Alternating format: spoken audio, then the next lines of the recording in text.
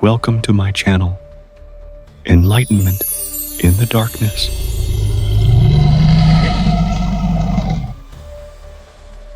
Tonight, we journey deep into the shadowed heart of the Maine woods, where the trees whisper warnings and something ancient stirs in the cold. They call it the Kiwakwa, a creature born of frost and fear, and if you listen closely, you might hear it breathing just beyond the firelight.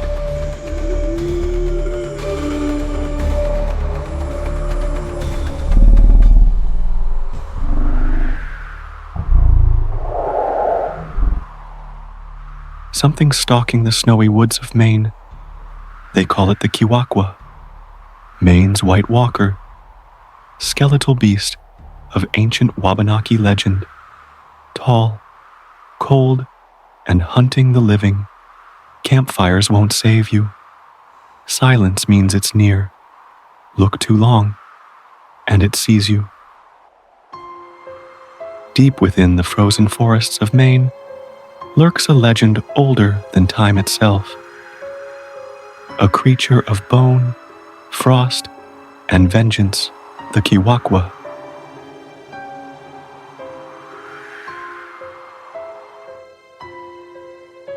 Whispered about in native Wabanaki tales, the Kiwakwa is said to be the icy embodiment of rage.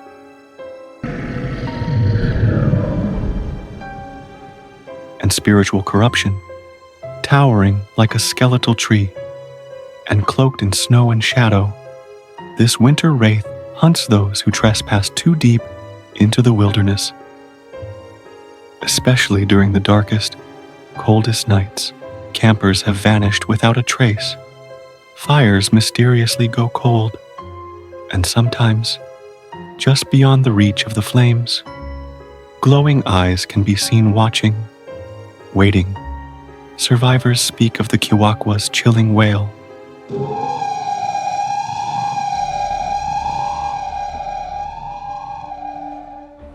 Like the wind screaming through hollow bones, and the overwhelming sense of being hunted. They say it feeds not just on flesh, but on fear itself. And when the snow begins to fall heavier and the woods go deathly silent, that's when it comes. Maine's white walker walks again.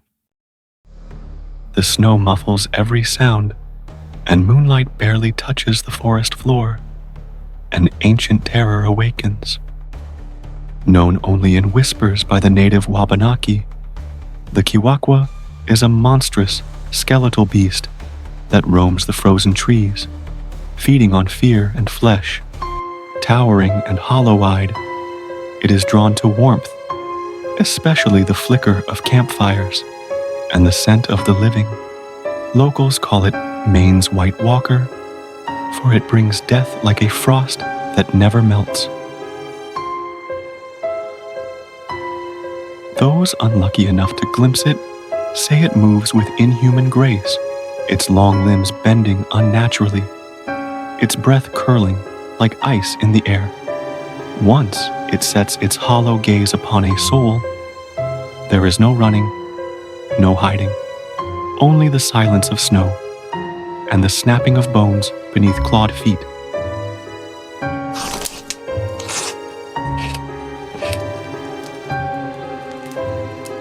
If you see the fire flicker, it's already too late.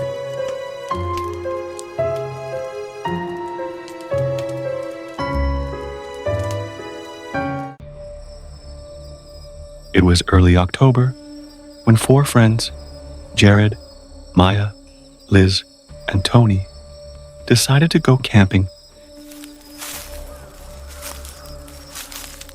Deep in the forests near the Allagash Wilderness in northern Maine, the leaves had turned blood red and cold, and the air carried that crisp bite that warned of coming frost. They hiked several miles off any known trail, eager for the thrill of isolation.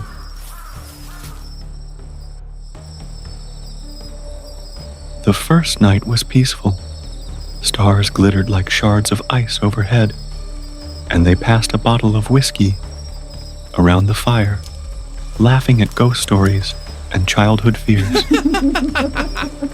Jared, the skeptic of the group, rolled his eyes when Liz brought up the Kiwakwa, a towering frost spirit from Wabanaki legends said to haunt the deep woods of Maine.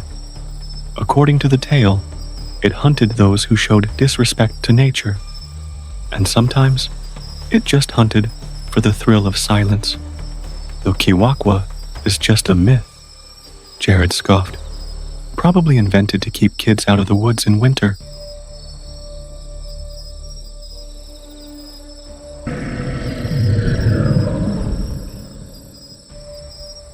But that night, the forest answered him. Sometime past midnight, the temperature dropped dramatically. Their fire, though fed well, sputtered out in a sudden gust of wind. Maya swore she heard something heavy moving just beyond the ring of trees, something that didn't breathe, but still made the leaves whisper and bend as it passed. Tony stepped away from camp to check on what he thought was a raccoon near the food bag. He never came back. They searched until dawn.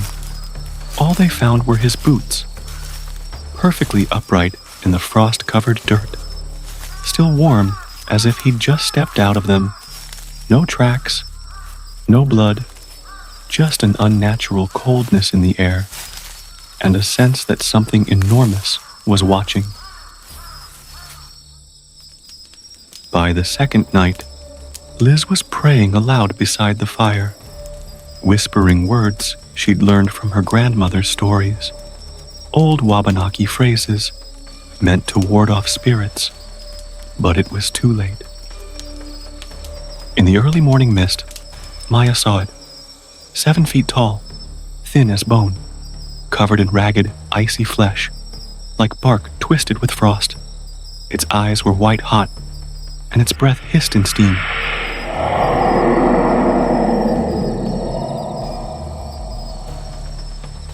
Even though the forest around them had frozen completely still, the birds had vanished. No bugs, no breeze, just the Kiwakwa standing between the trees. They ran. Jared didn't make it.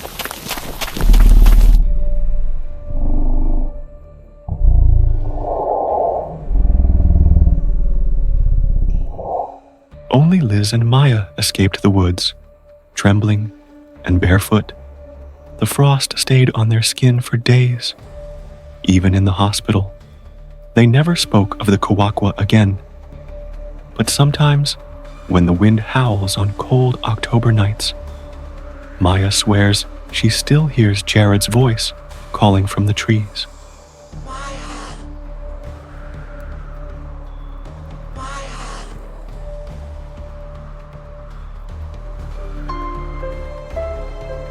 But it's not his voice anymore. It's hollow and hungry.